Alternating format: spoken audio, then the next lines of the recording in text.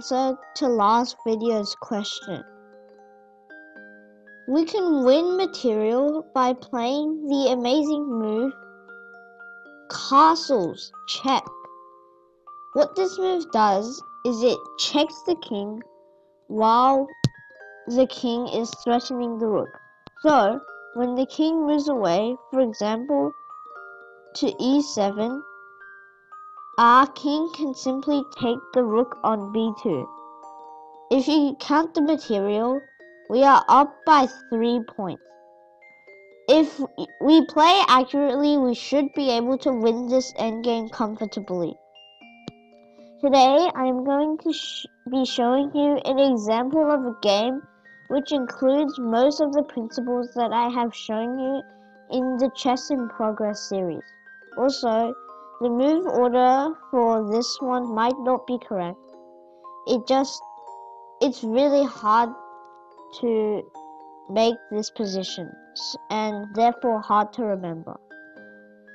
And as always, I will be giving you an end of video question.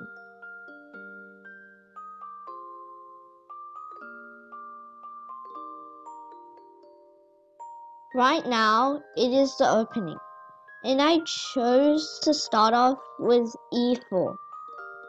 My opponent decides to play g6. This opening is called the modern defense.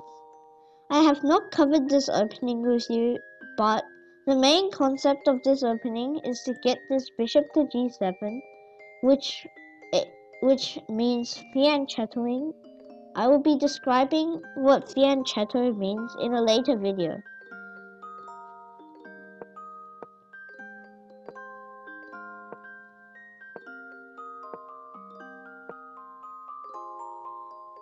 After a while, the opening turns to the perk defense, as we have switched the moves into this variation.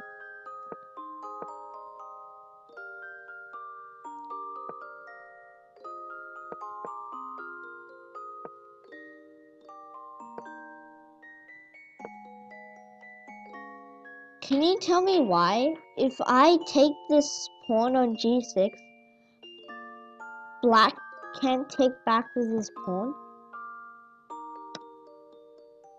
Well, if you paid attention to my pin piece video, you will know that this pawn is pinned as the bishop on c4 is pinning it to the king.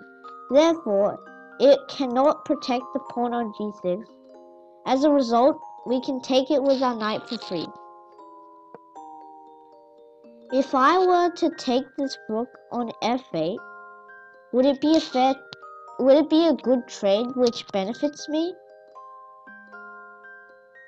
Yes, it will, because our knight is only worth 3 points, but his rook is worth 5.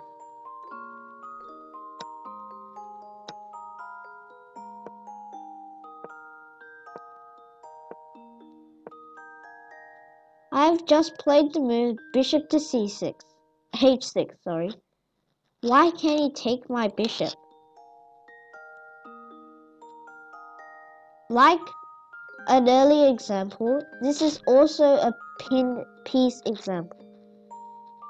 Our queen is pinning his bishop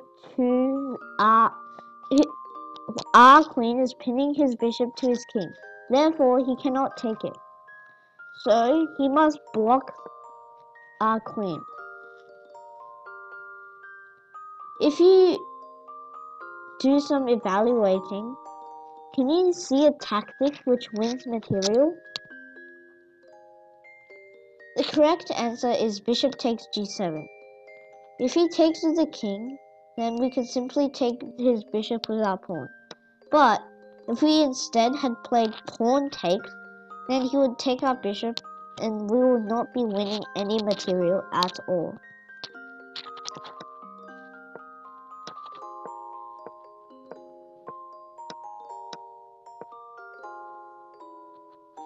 Can you tell me what it is called if I use my g4 pawn and take his pawn on h5?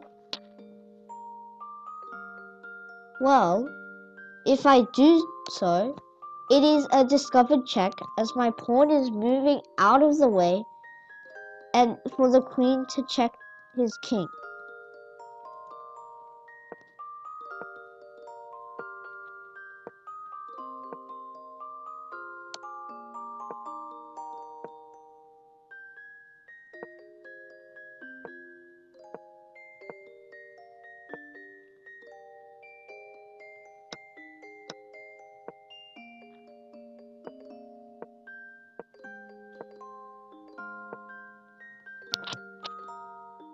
Can you see a way for our white knight to fork his rook and queen?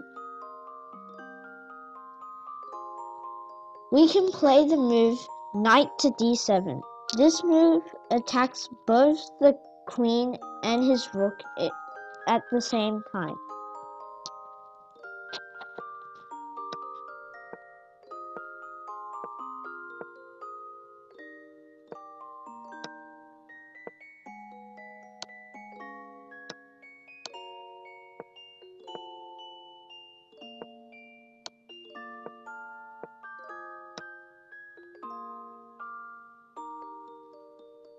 Can you tell me what happened if instead of d takes c2, he had played d2?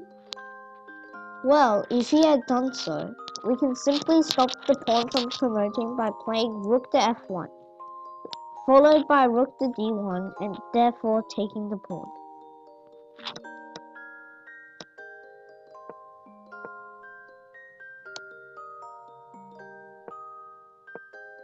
Can you tell me why this isn't stalemate? Well, yes, the king cannot. It is black's move, and his king cannot move to any of his squares. But one of his other pieces can move. In fact, all of his other pieces can move. And after he does so, there is a checkmate. Can you find it? We can play the move rook to h7 checkmate. And the game is over. If you didn't correctly answer all the questions, you should check my Chess in Progress series to master the principles that I have taught you in those. Now, I will be giving you the end of video challenge question.